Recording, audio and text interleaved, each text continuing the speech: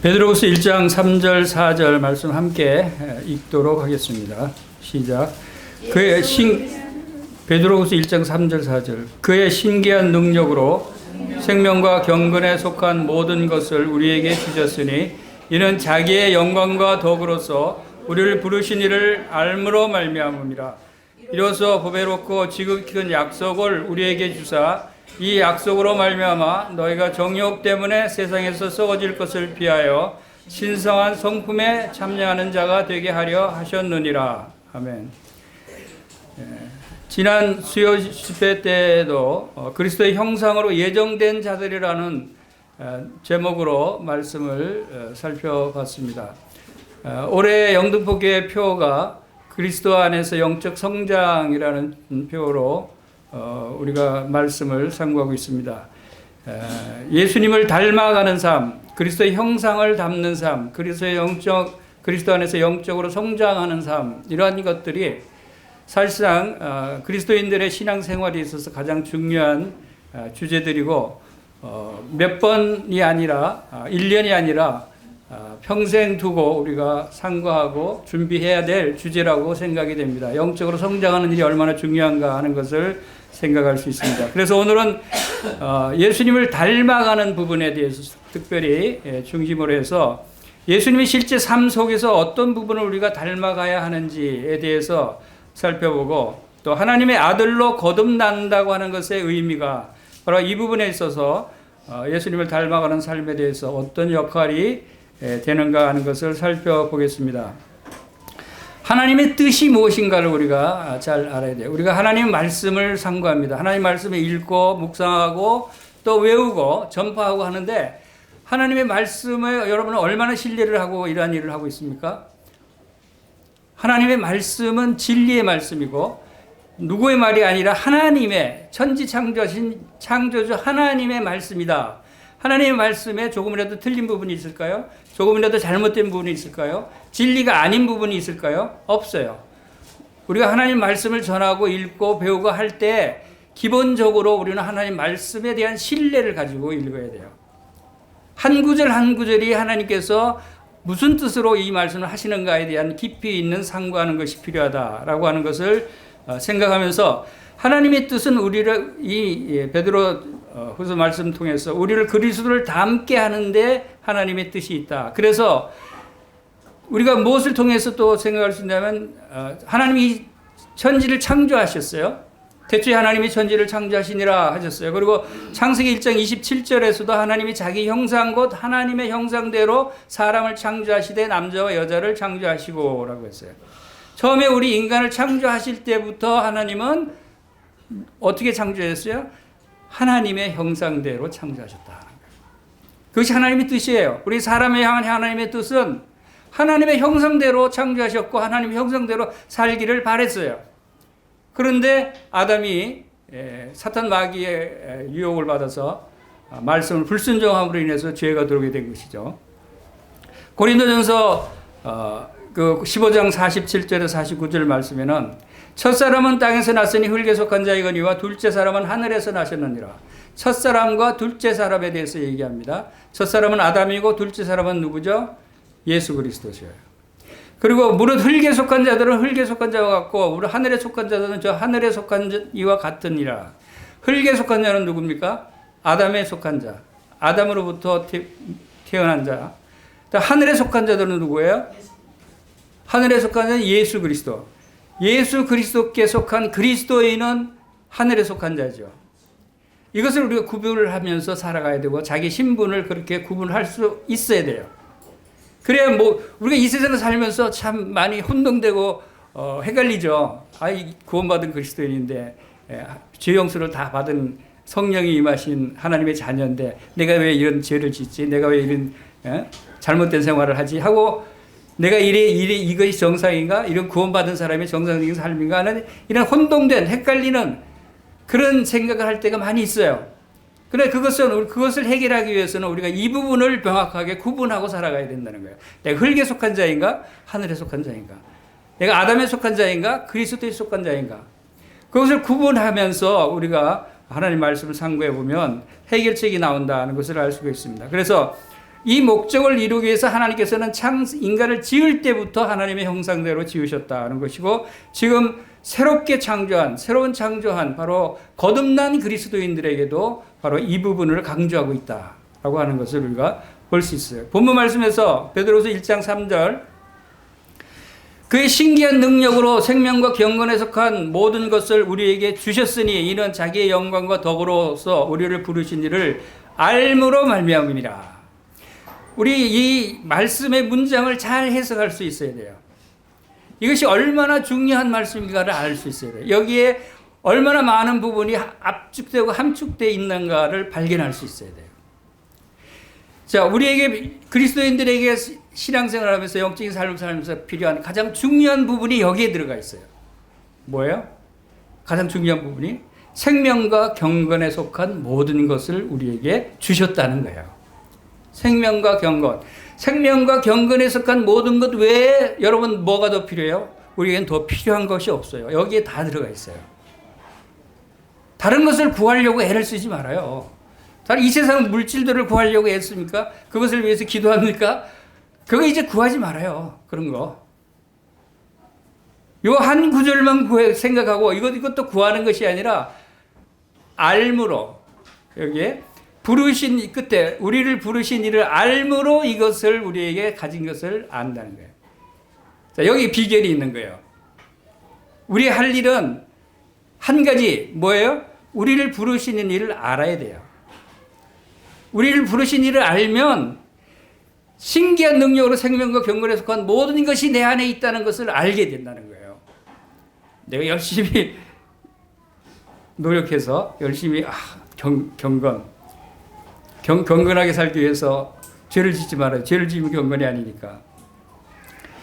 자, 이 경건은 그렇게 해서 우리가 경건한 삶을 살기 위해서 내가 노력하고 애를 써야 된다고 얘기를 많이 하는데, 물론 이제 그걸 전혀 부정하는 건 아니에요. 그런데 그렇다고 경건한 삶을 살 수 있게 되지는 않는다는 사실을 알아야 돼요. 내가 애를 쓴다고 경건하게 살 수 있어요? 저는 처음 구원받을 때 갈라디아서 5장 4절 말씀에 율법 안에서 의롭다함을 얻으려는 너희는 그리스도에 끊어지고 은혜에서 떨어진 자로다 하는 이 말씀을 계기로 해서 구원받았어요. 이것이 바로 우리의 잘못된 생각을 확 바꿔버려야 된다는 것을 나에게 가르쳐 주셨어요. 똑같아요. 경건하게 살기 위해서 내가 열심히 죄도 짓지 말고 내 육체를 쳐서 고난의 삶을 살고 막 자기를 학대하면서까지 그렇게 사는 사람들이, 수도승 같은 사람들이 있어요. 그렇게 해서 경건한 삶을 살 수 있는 것이 아니라는, 그렇게 하면 점점 더 그리스도에게서 떨어진다는 거예요. 이것이 갈라디아서 5장 4절 말씀과 일맥상통하는 말씀이에요. 그래서 그 비결은 뭐냐면 우리를 부르신 이를 알므로 안다는 거예요. 알아야 된다는 거예요. 그래서 알고 하나님이 나를 구원해 주신 분이 어떤 분인지를 확실히 알기를 원할 때, 그럴 때 우리는 죄 때문에 번번이 넘어지고 실패하는 삶을 극복할 수 있게 된다. 절대로 죄를 짓지 않으려고 노력하지 마세요. 노력하면 노력할수록 더 짓게 돼요. 왜? 우리 육신이 그렇게 돼 있어요. 육신은 연약해요. 믿음으로 또 나를 사랑하시고 내 안에 들어오신 예수님이 누구신지를 알기를 원하는, 소원하는 마음을 가지시면 이 문제가 해결된다는 것입니다. 그래서 우리는 때로는 자주 결심하고 실패하고 작심삼일이라는 말이 나오죠. 해마다 새해 되면은 작심삼일로 올해는 착하게 살아야지, 올해는 말씀을 열심히 읽어야지, 올해는 죄를 짓지 말아야지. 결심은 잘하죠. 근데 작심삼일밖에 안 돼요. 왜? 바로 그걸로는 안 된다는 거예요. 왜? 육신으로 하려고 그러면 안 된다는 거예요. 그래서 이 비결이 바로 신기한 능력으로 표현했어요. 신기한 능력으로 생명과 경건에 속한 모든 것을 우리에게 주셨다고 하신 말씀이 신기한 능력, 신적인 능력이라는 거예요. 특별히 이것은 일반 잡신들이 아니라 하나님의 능력, 하나님의 신의 능력이 우리에게 생명과 경건에 속한 모든 것을 주셨다라고 하는 믿음을 가져야 되는 거예요. 그것을 알 때 믿음을 가질 수 있는 것이죠. 자, 생명은 뭐예요? 왜? 딱 두 가지 단어가, 생명과 경건 두 가지만 있으면 모든 게, 우리의 필요한 모든 것이 해결이 돼요. 먼저 제일 중요한 건 생명이 있어야 되죠. 거듭나는 생명이. 이 생명은 예수 그리스도의 부활 생명이에요. 영원한 생명이에요. 죽지 않은 생명이에요. 영원히 천국에서 주님과 함께 살 영생이다라고 우리가 얘기하죠. 이 생명이 있어야 돼요. 이 생명이 있을 때 그 다음에 경건 생활이 시작될 수 있다. 이 경건은 뭡니까? 경건의 뜻은 원어적인 헬라 원어적인 의미는 하나님을 경외하는 삶을 사는 삶의 자세 혹은 행동이라고 나와 있어요. 하나님을 경외하는 삶, 하나님의 경외함을 특징으로 하는 삶의 자세와 행동이다. 경외함의 뜻을 그냥 거룩하게 보이기 위해서 강단을 높이고 가운을 입고 딱 건물도 어느 교회처럼 거룩하게 경건하게 짓고 분위기를 경건하게 만들어야 경건한 신앙생활을 하고 경건한 예배를 드리는 것이 아니라는 거예요. 경건이라는 원래 의미는 하나님을 경외하는 마음으로 내가 살아가는 삶의 자세와 행동들을 경건한 삶이다라고 얘기하는 거예요. 거기에 뭐가 들어갔다고요? 하나님을 경외하는 것. 하나님을 경외한다는 것은 하나님을 알지 못하면 경외할 수가 없죠. 하나님을 알아야 돼요. 하나님을 우리가 경외하실 분이라는 것을 알아야 한다 하는 것입니다.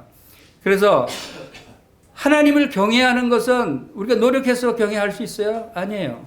능력의 문제가 아니에요. 알면 문제예요. 하나님을 경외하는 것도 내가 하나님을 잘 아는 것에 대한 문제예요.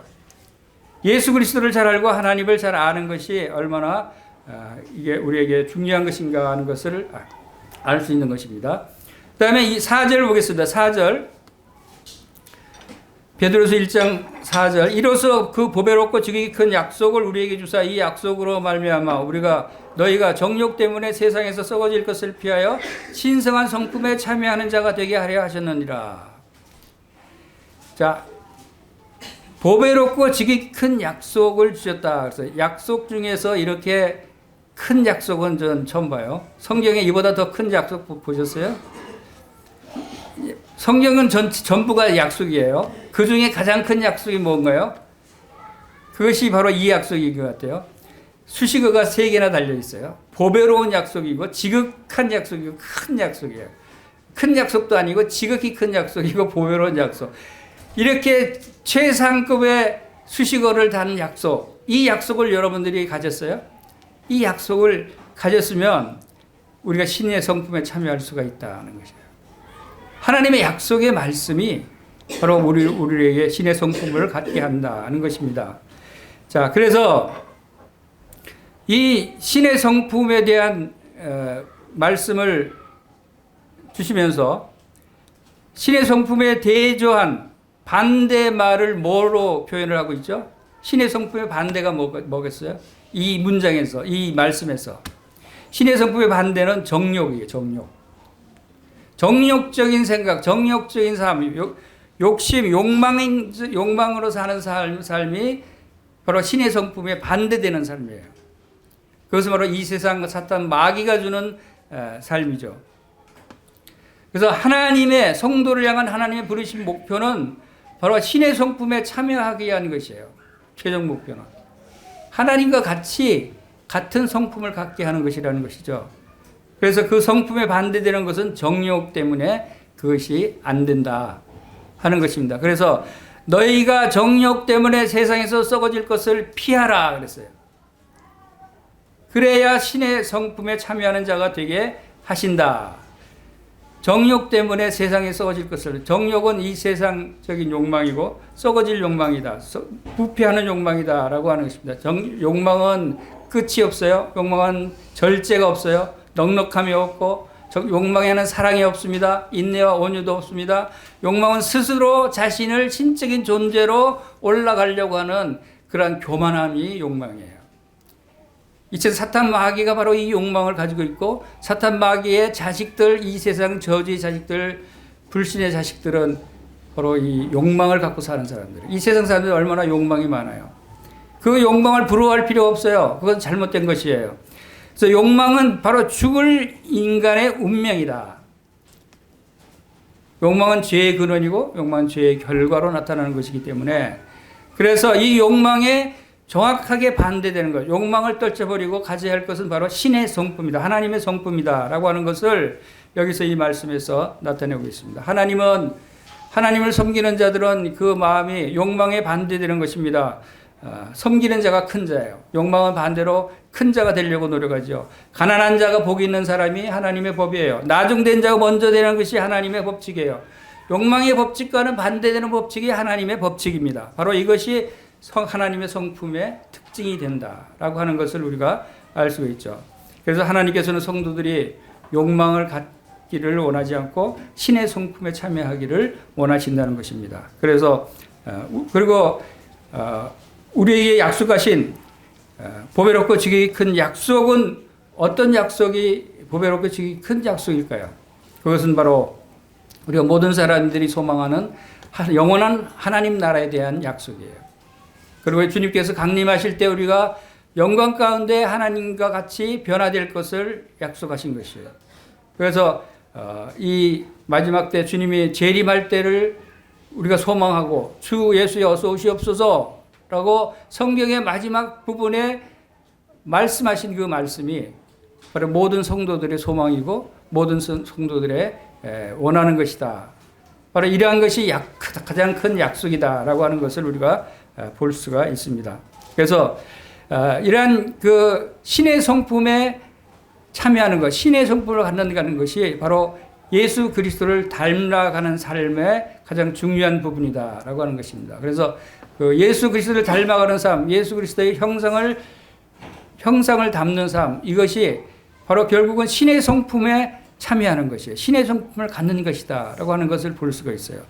그래서 예수님을 닮아가는 그 어떤 부분에서 우리가 예수님을 닮아가는 삶을 살아야 되는가 하는 부분을 이제 몇 가지를 살펴보겠습니다.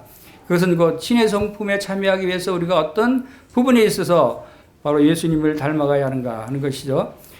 먼저 여러 가지 분야 중에 성품이라고 했죠. 성품 부분이 뭡니까? 그것은 하나님의 본성 그 자체예요. 성품은 하나님의 본성이다라고 하는. 이 본성은 어떻게 얻을 수 있겠어요? 본성은 돈을 주고 살 수 있나요? 여러분 사람의 본성은 어디서부터 하죠? 여러분의 본성은 어디서부터 왔어요? 여러분 육신의 본성은 부모로부터 태어날 때 각 부모로부터 물려받은 본성이에요. 그것을 본성이라고 그래요. 그것이 이제 우리 육신은 아담의 본성을 우리가 부모로부터 물려받았죠. 그러나 신의 성품, 하나님의 본성은 누구로부터 물려받을 수 있어요? 하나님의 본성은 하나님의 자녀로 태어나야 돼요. 그렇죠? 그래서 너희가 거듭나지 아니하면 하나님 나라를 볼 수 없느니라 라는 말씀이 있죠. 요한복음 3장에. 거듭나는 것이 왜 중요하냐면 거듭나지 아니하면 하나님 나라를 볼 수 없어요. 거듭나지 아니하면 영생을 얻을 수 없어요. 거듭나지 아니하면 하나님으로부터 아무것도 받을 수 없어요. 그래서 거듭나야 하는 것이 중요한 거예요. 그래서 거듭난다는 것은 하나님으로부터 태어난다는 것이고 우리 본성이 바뀌어야 되는 것이 아니라 우리 과거에 아담으로부터 물려받은 그 흙에 속한 본성을 개선해서 바꾸려고 노력하는 사람은 오히려 점점 더 떨어지고 멀어진다는 말이 여러분 본성을 바꿀 수 있어요? 절대로 바꿀 수가 없는 거예요. 아예 새로운 본성을 집어넣지 않으면 바꿀 수 없는 것이 우리 죄의 본성이에요. 그리고 우리는 절대 개선되지 않는다는 걸 알아야 돼요. 열심히 노력해서 되는 것이 아니라는 거예요. 자, 그래서 완전 새로운 피조물이 되어야 된다. 그래서 거듭나게 해서 베드로전서 1장 3절에서 베드로전서 1장 3절에서는 거듭나게 하셔서 산 소망이 있게 하시며 그랬어요. 거듭나게 하셔서 산 소망. 산 소망은 거듭남으로부터 나오는 것이다. 라고 하는 것을 우리에게 말씀해 주고 있는 것입니다. 그래서 하나님으로부터 태어났다고 하는 사실이 대단히 중요합니다. 여러분 다 거듭난 성도들입니까? 아직도 거듭난 경험을 하지 못하신 분들은 무엇보다도 먼저 해결해야 될 것이 거듭남의 문제예요. 하나님 자녀로 다시 태어나는 것을 먼저 해결해야 돼요. 구원받는다는 것이 거듭남을 말하는 거예요. 다른 말이 아니에요. 구원받았냐? 묻는 것은 너 거듭났냐? 라고 묻는 거예요. 그래서 거듭난 하나님의 자녀 성도들만이 신의 성품에 참여할 수가 있다. 신의 성품을 가질 수가 있다는 것입니다. 간혹 이단들이 있어요. 신의 성품을 가졌다고 하니까 그것을 그 이단 교주가 자기만 신의 성품을 가졌다는 걸 확신하고 나는 신의 성품을 가졌어. 내 말을 잘 들어야 돼. 나는 내 말이 하나님 말씀이야. 나는 하나님의 직통 계시를 받았어. 하면서 자기 하나님이 나는 신의 성품, 하나님의 성품을 가졌기 때문에 나는 하나님 같이 대우를 받아야 된다는 생각을 갖고 있는 거예요. 그래서 이단들이 생겨요. 그래서 나는 하나님의 직통 계시를 받았다고 얘기하다가 나중에는 내가 하나님이야 라고 얘기하는 그런 이단도 있어요. 실제로 말도 안 되죠. 우리가 생각할 때는. 그런데 그런 사람들이 있어요. 이게 이 세상 종교의 모습이에요. 그래서 하나님의 말씀을 우리가 잘 분별할 수 있어요. 신의 성품을 가졌다는 말이 자칫 잘못하면 그런 오해를 불러일으킬 수도 있어요. 그렇죠? 아니, 성경에 나 신의 성품을 가졌는데 내가. 그런 생각할 수 있어요. 그러나 우리가 신이 되는 것은 불가능해요. 왜냐하면 우리는 신의 성품에 참여한 자가 됐다라고 말씀하는 것이 우리 신이다라고 얘기하는 것은 아니에요. 하나님과 같이 될 수는 없어요. 왜냐하면 하늘에 속한 자의 형상을 입었다 그랬어요. 이 말의 구별을 좀 할 수 있어야 돼요. 우리가 처음 태어날 때는 육신의 아버지의 모습으로 우리가 태어났지만 하나님의 자녀로 거듭나면 그리스도의 형상으로 우리가 덧입게 됐다는 것이고, 처음 출생이 우리에게 인성을 부여했다면 두 번째 출생은 바로 출생할 때부터 하나님의 본성이 신성을 부여해서 태어났다는 것을 우리가 알 수가 있습니다. 그 다음에 이제 성품에서 우리가 이렇게 하나님의 닮은, 본성이 닮은 모습으로 나타날 수 있지만 관계성에서도 생각해 볼 수 있어요. 관계, 하나님과의 관계를, 물론 태어난 것과 똑같은 관계가 있는 말씀인데, 하나님의 아들이라고 태어났는데 하나님과 아버지와 아들과의 관계죠. 그래서 요한일서 3장 2절 말씀을 보면, 사랑하는 자들아 우리가 지금은 하나님의 자녀라. 장래에 어떻게 될는지는 아직 나타나지 아니하였으나 그가 나타나시면 우리가 그와 같을 줄 아는 것은 그의 참모습을 볼 것이다. 자, 지금은 우리가 하나님의 자녀다 하는 거예요. 지금은 하나님의 자녀지만 우리의 겉모습은 변함이 없고 아직 육신을 입고 있다는 것을 포함하고 있는 말이죠. 그러나 그가 나타나시면, 언제 나타나시죠? 예수님이 재림하실 때. 예수님이 곧 재림하셔요. 그리고 오늘 오후에 성경 공부 시간의 주제가 주님께서 다시 오신다. 재림에 관한 과목이에요. 그 재림에 관해서, 재림 이후의 삶에 대해서, 일어날 일들에 대해서 자세히 설명이 될 겁니다. 주님이 오시면 우리도 그와 같아진다는 거야. 얼굴과 얼굴을 보게 되고. 얼마나 놀라운 일이 벌어집니까? 예수님이 하나님의 아들이 확실합니까? 아직 믿는 사람이 없는 것 같아요. 예수님이 하나님의 아들이 확실해요? 그러면 여러분은 하나님의 아들이 아니에요? 기어요. 기어가 뭐죠? 기어가는 거예요? 사투리도 제가 잘 알아듣지 못하는 사투리도 있어요. 예수님이 하나님의 아들이라고 확신한다면 여러분도 여러분 자신이 하나님의 아들이라는 것을 확신해야죠.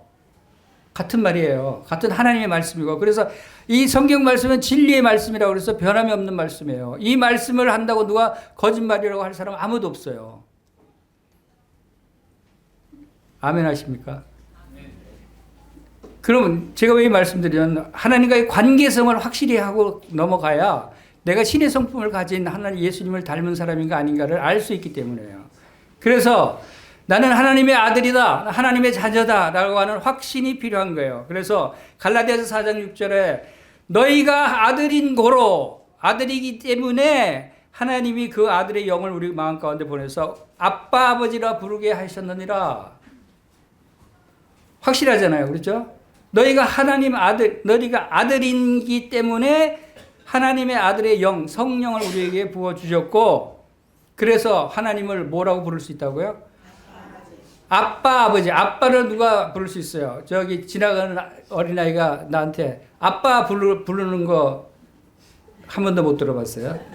관계가 형성되지 않으면 아빠라고 부를 수가 없어요. 그리고 친밀한 아빠가 아니면 아빠라고 부르지 않아요. 하나님을 아빠, 아버지라고 부를 수 있다는 거예요. 여러분, 하나님을 아빠, 아버지라고 부르시길 바랍니다. 그러면 하나님이 더 친근감을 느끼실 거예요. 그래서 저는 아버지를 자주 부르는데, 여러분, 침례 받으셨습니까? 네. 예, 침례 받았어요. 예수님이 침례 받으셨죠. 예수님도. 예수님이 요단강가에서 세례 요한으로부터 침례를 받았어요. 침례 받고 올라오실 때 성령이 임해서 하늘에서 무슨 소리가 들렸죠? 이는 내 사랑하는 아들이라는 하나님의 음성이 들렸어요. 여러분 침례 받을 때 이 음성 혹시 못 들었어요? 저는 하나님이 동일하게 이 음성을 들려주셨다고 생각이 됩니다. 우리에게도. 침례 받은 사람에게는 예수님에게 너는 내 사랑하는 아들이다. 아들이 그냥 그 아들이 아니라 사랑하는 아들이다 그랬어요. 여러분이 침례 받았을 때도 여러분 다시 잘 오늘 집에 가서 곰곰이 다시 생각해 보세요. 하나님이 분명히 여러분에게 너는 이제 내 사랑하는 아들이다 라고 말씀하셨어요. 침례를 받았을 때. 저는 그렇게 믿어요. 여러분이 그냥 물에 들어갔다 나오는 것 때문에 정신이 없어서 못 들었을 수도 있는데 하나님은 그런 하나님이셔요. 하나님의 아들이라는 것을 확인하시는 장면이 침례식이에요. 그래서 여러분도 하나님의 아들이면 하나님의 본성을 이제 받았죠. 그러면 여러분도 이제 하나님의 본성인 신의 성품을 가진 자들이고 신의 성품을 가졌기 때문에 예수님을 닮은 삶을 살 수 있어요, 없어요? 있죠. 예수님을 닮은 삶을 예수님을 닮아가는 삶을 살 수 있다라고 하는 믿음을 바로 나는 신의 성품을 가진 성도다라고 하는 믿음을 가지실 때 그것이 가능해진다는 거예요. 억지로 자기 노력으로 하지 말라고 그랬어요. 노력으로 경건한 생활을 하려고 하지 말아요. 노력으로 내가 영적으로 성장해야지 하고 애쓰지 말라고 그랬어요. 그럼 실패해요. 그럼 좌절해요. 자, 그 다음에 예수님의 삶 가운데 많은 기적을 행하셨어요. 예수님을 닮아가고 예수님의 형상을 쫓아가고 예수님 같이 성장하려면 예수님이 행한 능력도 행해야 되지 않겠어요? 그렇죠? 근데 예수님이 행하신 능력 행하실 수 있어요? 없죠? 그럼 우리가 어떻게 해야 돼요? 예수님이 어떤 일을 행하셨는가를 생각하면서 나는 그러면 어떤 기적을 행할 수 있는가를 우리가 잘 생각하실 수 있어야 돼요. 자, 그것은 예수님이 기적을 행했다라는 사실을 우리가 몇 가지 생각해 보면 예수님이 보리빵 5개 물고기 2마리로 몇천 명을 먹였죠? 5천 명이나 되는 많은 사람을 먹이고도 12광전이나 남았어요. 이건 엄청난 기적이에요. 이것은 무에서 유를 창조하신 거예요. 바로 이러한 기적을 행하셨어요. 그래서 많은 사람들의 굶주린 배를 채워주고 양식을 공급해 주신 기적. 자, 이 기적을 우리는 행할 수 없겠죠. 어떻게 그렇게 엄청난 양식을 만들 수 있겠어요. 그러나 우리는 하나님의 자녀들로서 이런 일들을 행하실 수 있다는 것을 입증할 수 있어요. 그것은 어떤 일로? 우리가 가진 재물을 나눠주고 가난한 자들을 도와주고 굶주린 자들에게 양식을 공급해주고 우리가 할 수 있는 것들을 베풀어 줄 때 그것은 그 큰 기적으로 나타날 수 있다. 과거의 2렙돈이 얼마나 큰 연부라고 그래서 주님께서 그런 작은 우리의 헌신, 작은 봉사, 구제, 또 우리 사랑하는 성도들하고 점심 대접을 하고 또 어려운 이웃들에게 양식을 공급해주고 하는 이런 일들이 엄청난 기적으로 나타날 수 있어요. 그걸 통해서 그 영혼들이, 그 성도들이 감사하고 변화되고 하나님 앞에 더 영광을 돌리게 되는 일이 일어날 수 있다는 거죠. 우리 하는 일이 작은 일이라고 해서 무시하지 마세요. 여러분의 일이 작은 헌신이라고 해서 무시하지 마세요. 작은 헌신조차도 하나님께서 크게 쓰시고 크게 기뻐하신다는 것입니다. 여러분 병든 환자에게 손을 대서 이 병에 물러갈지어다 하고 신의 은사를 나타낼 기적을 행할 수 있어요? 우리는 그렇게 하지 않아요. 그런 기적이 없어요.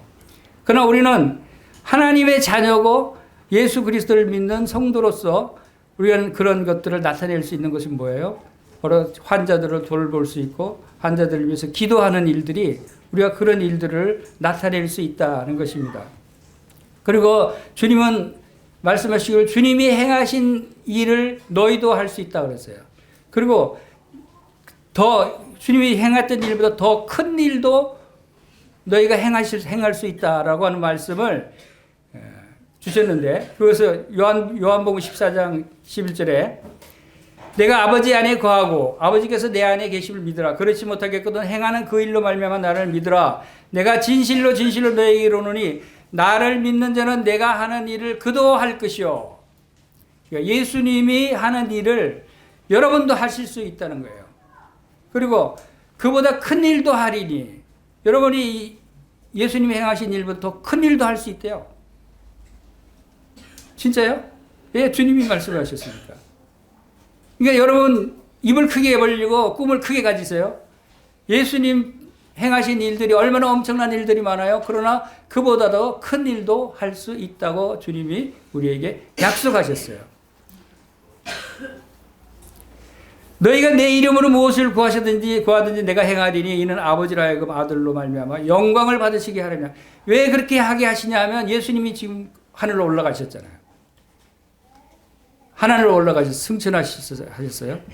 그러면 이 땅에 우리를 남겨두고 가셨는데, 이 땅에 남겨주셨을 때 예수님이 직접 행하실 일들을 다 포기하고 가셨어요? 행해야 할 일들을 포기하고 가셨어요? 아니에요. 여러분들에게 대신 행하도록 성령님을 보내주시고 능력을 주시고 대신 행하도록 하시고 올라가셨어요. 조치를 하시고 올라가셨다는 거예요.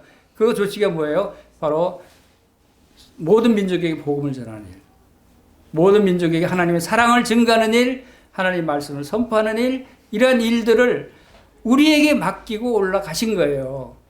그렇기 때문에 그 일을 할 수 있는 능력을 안 주시고 가셨을까요? 그렇지 않아요. 분명히 할 수 있다고 하셨어요. 그리고 성령님을 보내주셨기 때문에. 왜 이 말씀을 드리냐면 주님이 직접 행하셔야 할 일들을 우리가 행해야 된다는 거예요. 성도들이 그 일을 해야 되는 거예요. 복음을 전하고 구제하고 선한 일을 행하고 하는 일들을 여기 이 땅에 남아있는 성도들이 그 일을 담당해야 된다라고 하는 것을 말씀하신 거예요. 그래서 너희가 내 이름으로 무엇을 구하든지 내가 행하리라 라고 말씀하셨어요. 무엇이든지 구하라는 거예요. 기도를 통해서 구하면 무엇이든지 아무리 힘들고 큰 일도 주님이 다 능히 행하실 수 있다고 하시는 거죠. 무엇이든지 구하면 주님께서 행하신다라는 말씀을 주셨습니다. 그리고 또 주님이 죽은 자를 살리셨죠.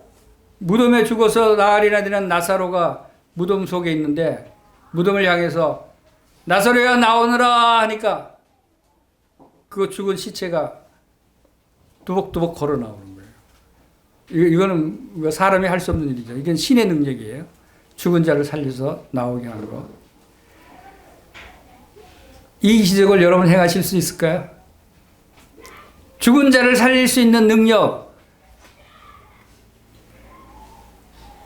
그보다 더 큰 일도 할 수 있다고 주님이 말씀하셨으니까 저는 여기도 희망이 있다고 생각이 돼요. 이 일도 우리가 할 수 있지 않을까. 그러니까 죽은 자라 그랬잖아요. 죽은 자를 살리는 것. 영적으로 죽은 자들이 얼마나 많이 있어요. 영적으로 죽은 자들에게 복음을 전해서 죽은 영혼이 거듭나서 살아나는 일을 우리가 할 수 있는 일이에요. 복음을 전하는 것이죠. 복음을 전해서 성령님께서 그 영혼을 살리시게 하기 위해서 우리는 복음을 전하는 자. 여러분 예수님 믿고 구원받으십시오. 예수 그리스도를 믿고 거듭나십시오 하고 복음을 전해서 그 영혼이 회개하고 거듭나게 되면 여러분 죽은 자를 살리는 기적을 행하신 거예요. 복음을 전해서 죽은 자를 살리는 이 놀라운 기적을 우리에게 행하실 수 있도록 우리에게 복음의 능력을 주셨다는 것을 저는 생각하게 됐어요. 그래서 에베소서 2장 4절 6절에도 긍휼이 풍성하신 하나님이 우리를 사랑하신 그 큰 사랑을 인해서 허물로 죽은 우리를 그리스도와 함께 살리셨고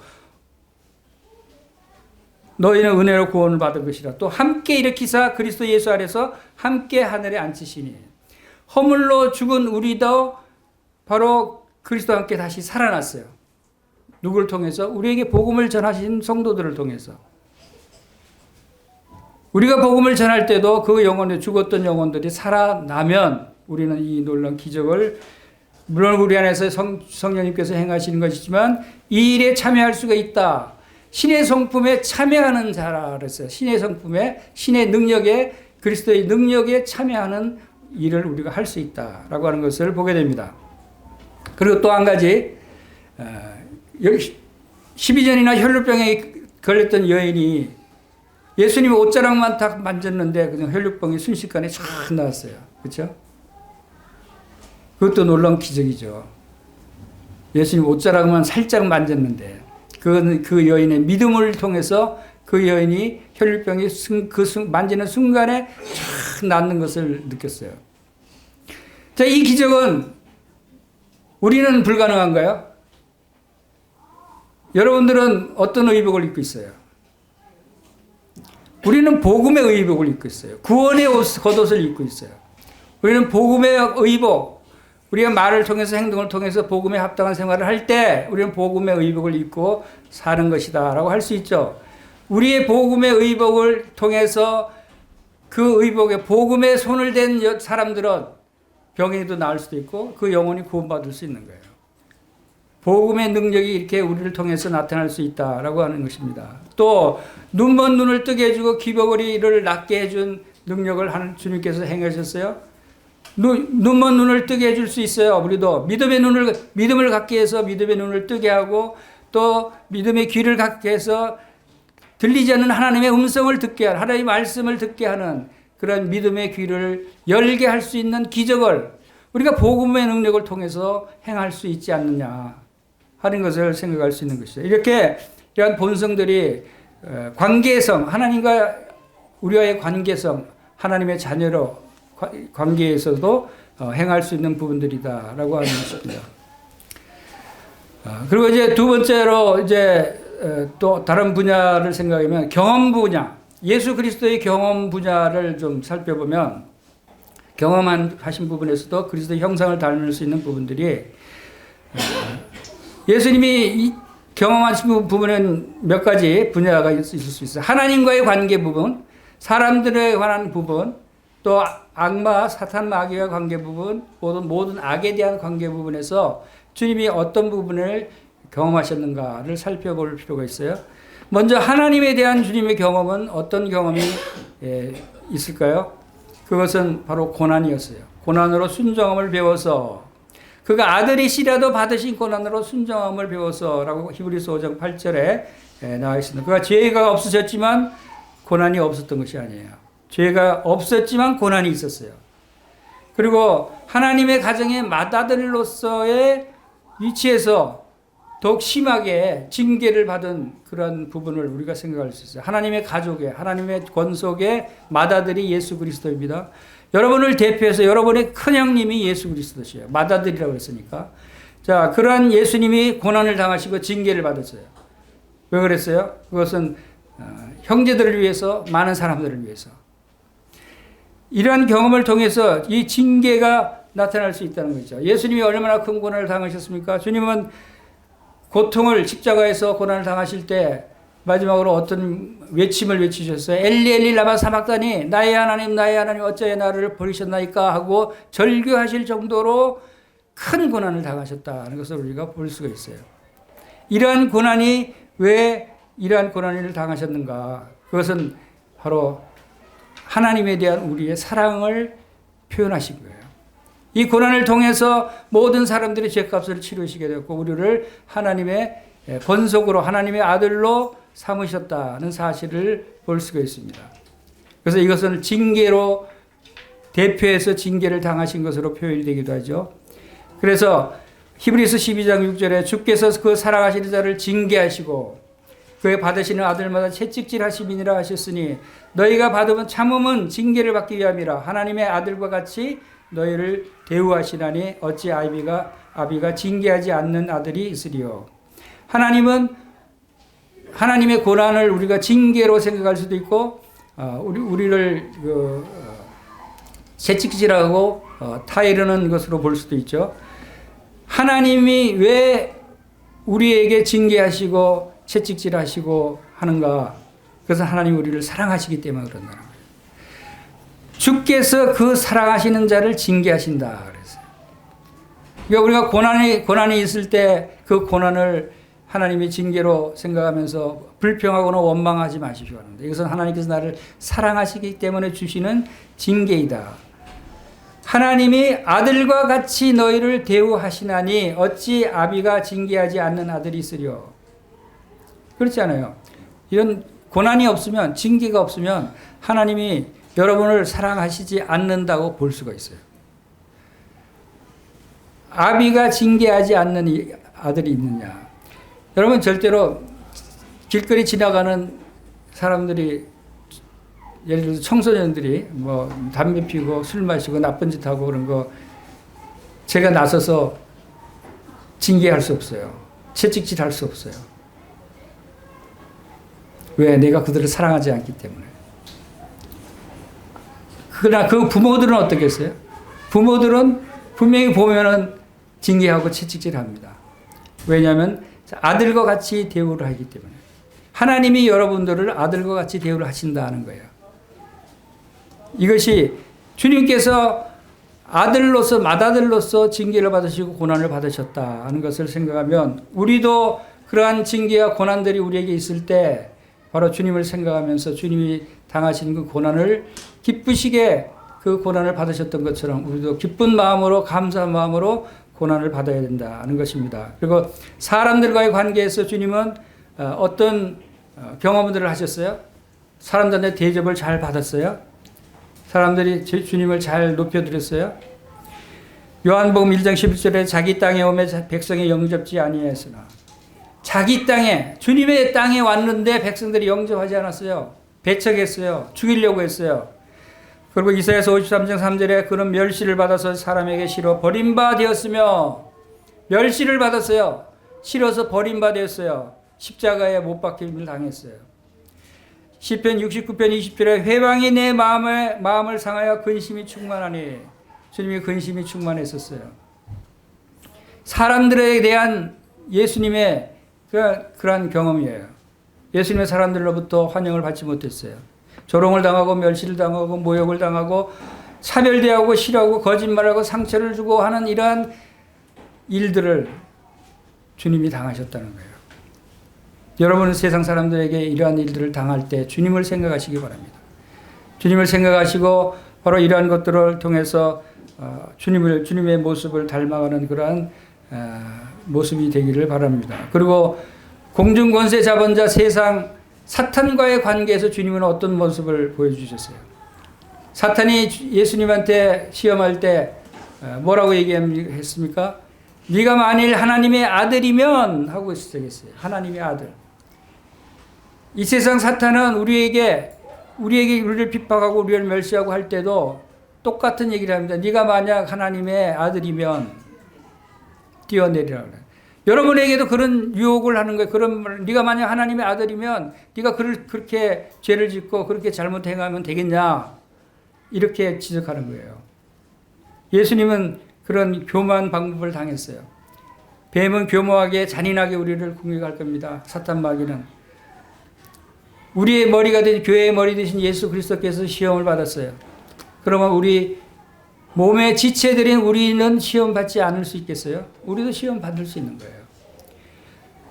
사탄은 우리를 밀가부로 듯이 우리를 넘어뜨리려고 애를 쓰고 있고, 사탄은 목자 되신 예수 그리스도로 공격했기 때문에 그 양떼들도 물어뜯 뜯으려고 눈을 부릅히고 쫓아다니고 있는 거예요. 우리는 그래서 이런 것에 대적할 수 있는 믿음을 가져야 돼요.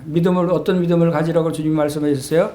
우리도 하나님의 전신 갑주를 입고 대적 마귀와 영적 전쟁을 할 준비를 갖춰야 된다는 거예요. 주님이 이 싸움에서 승리하셨어요? 실패하셨어요? 네, 주님이 승리하셨어요. 그럼 우리 예수님의 형상을 닮으면 우리는 승리할 것 같아요? 실패할 것 같아요? 우리도 승리할 수 있어요. 예수님이 그 길을 가셨기 때문에 우리도 그 길을 쫓아가면 승리할 수 있어요. 그 다음에 인격에 관한 예수님의 모습을 또 잠시 살펴보면, 예수님은 하나님께 헌신됐던 분이죠. 헌신하셔서 자기 목숨을 바쳐서까지 헌신하셨어요. 우리도 그렇게 되어야 되지 않겠어요?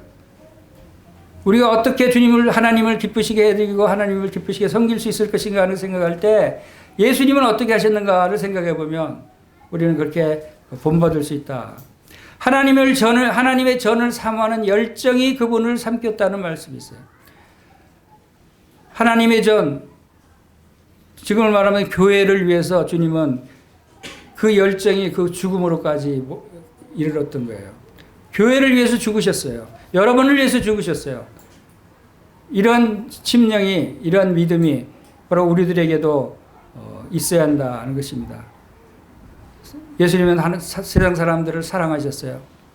우리도 그런 사랑이 충만하기를 바랍니다. 그리고 상한 갈대를 꺾지 않고 꺼져가는 심지를 끄지 않으셨어요.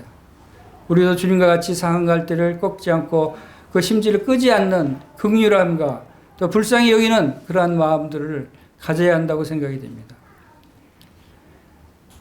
오늘 본문은 우리가 지금 어떠한 자가 되어야 하는지를 말할 뿐만 아니라 장차 우리가 어떠한 자가 될 건지에도 그 의미를 포함하고 있다고 봅니다. 그것은 로마서 8장 29절에도 하나님이 미리 하신 자들로 또한 아들의 형상을 본받게 하기 위해서 미리 정하셨으니 이는 그로 많은 형제 중에서 맏아들이 되게 하려 하심이라. 아들의 형상을 본받게 하기 위해서 하나님께서는 어떻게 하셨냐고요? 미리 아셨다. 미리 정하셨다. 미리 언제요? 창세 전에.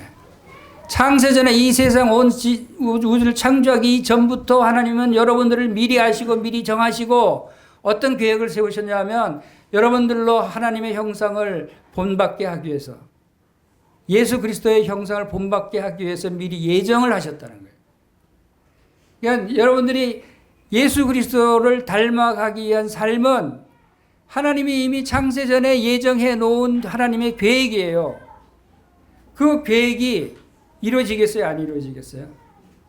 틀림없이 이루어질 거 아니에요. 그러면 여러분 예수님의 형상을 닮아갈 수 있겠어요? 없겠어요?